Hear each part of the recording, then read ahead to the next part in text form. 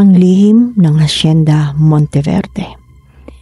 Sa malayong bayan ng San Felipe, may isang lumang hacienda na tinatawag na Hacienda Monteverde. Sa kabila ng ganda ng tanawin at lawak ng lupain nito, halos walang gustong tumira rito. Ayon sa matatanda, may madilim na lihim ang lugar. Isang sumpang nagpapalakas tuwing kabilugan ng buwan. Matapos ang biglaang pagkamatay ng kanilang lola na si Señora Consuelo Monteverde, napilitan sina Isabel at Cristina magpinsang lumaki sa Maynila na bumalik sa San Felipe upang angkinin ang iniwang hacienda. Hindi nila alam ang kanilang pag-uwi ay muling gigising sa halimaw na matagal nang natutulog. Pagsapit nila sa hacienda, sinalubong sila ng matandang katiwala, si Mang Damian.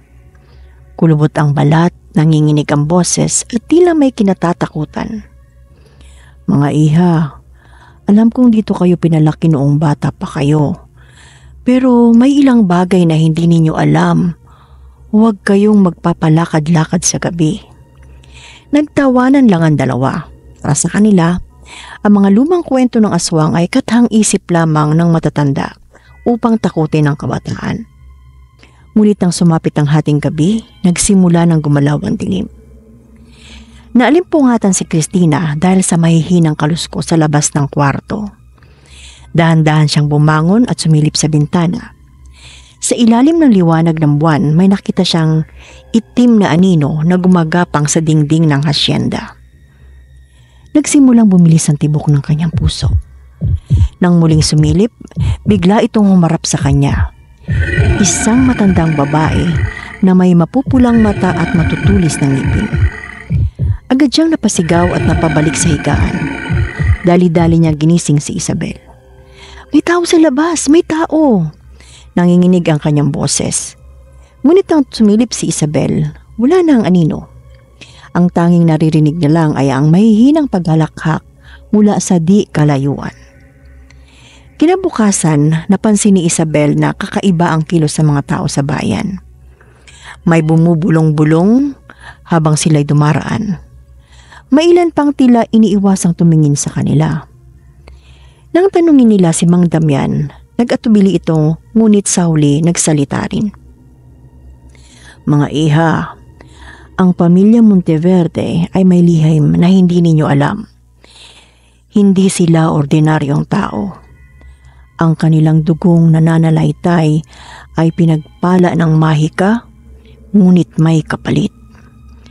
Lumamig ang pakiramdam ni Isabel at Cristina. Ang ilan sa kanila ay hindi na mamatay, ngunit upang mabuhay, may kailangan silang gawin. Hindi na nagpatuloy si Mang Damian, ngunit sapat na ang narinig nila upang matakot.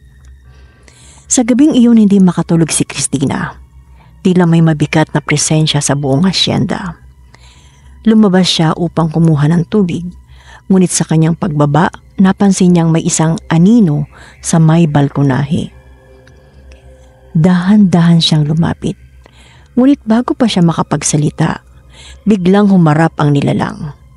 Isang aswang, may maitim at kulubot na balat, matutulis na kuko, at mga matang nagliliyab sa gutom.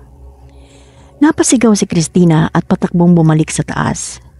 Ginising niya si Isabel at agad siyang nagtago sa loob ng silid. Sa labas, narinig nila ang mabibigat na yabag at ang pagkaluskos ng matatalas na kuko sa kahoy. Biglang bumukas ang pinto. Ngunit bago pa sila lapitan ng halimaw, sumulpot si Mang Damian at binugahan ito ng isang itim na pulbos. Agad na naglaho ang nilalang sa alikabok. Humihingal si Mang Damian. "Hindi kayo ligtas dito. Ang pamilya Monteverde ay may lahing aswang at ang ilan sa kanila ay buhay pa." Nanlaki ang mata ni Isabel at Cristina. "Ano? Pero paano?" "Ang inyong lola, si Señora Consuelo, siya ang nagtatago sa inyong dalawa. Siya ang pumigil sa kanila. Pero ngayong wala na siya, babalik sila upang kunin kayo." Sa sandaling iyon, napagtanto nilang hindi sila basta tagapagmana ng hacienda. sila ang susunod na biktima. Sa kanilang huling gabi sa asyenda, nagdesisyon silang tapusin ang sumpa. Ginamit ni Mang Damian ang natitirang agimat ng kanilang lola upang ihanda ang bahay sa huling pagsalakay ng mga aswang. Nang sumapit ang hating gabi, nagdilim ang buong paligid. Isa-isang lumitaw mula sa kagubatan ang mga itim na anino, may matatalas na pangil at mahabang mga kuko. "Isabel! Cristina! Oras na upang sumama sa amin." Si Doña Aurora, ang pinakamatandang Monteverde, ang nangunguna sa kanila. Sa kanyang bibig ay may bahid ng tuko, sinyalis na may napatay na siya bago makarating sa asyenda. Ngunit hindi sila sumuko. Sa huling sandali, inilabas ni Mang Damian ang pinakamalakas na orasyon at pinasabog ang buong hasyenda sa apoy. Sa sigaw ng mga aswang, unti-unting lumiyab ang buong lugar, kasama ng madilim nitong lihim. Natagpuan ni Isabel at Cristina ang kanilang sarili sa bayan. Sugatan ngunit buhay. Tila tapos na ang lahat. Ngunit bago siya tuluyang umalis, isang matandang babae ang lumapit sa kanila sa palengke.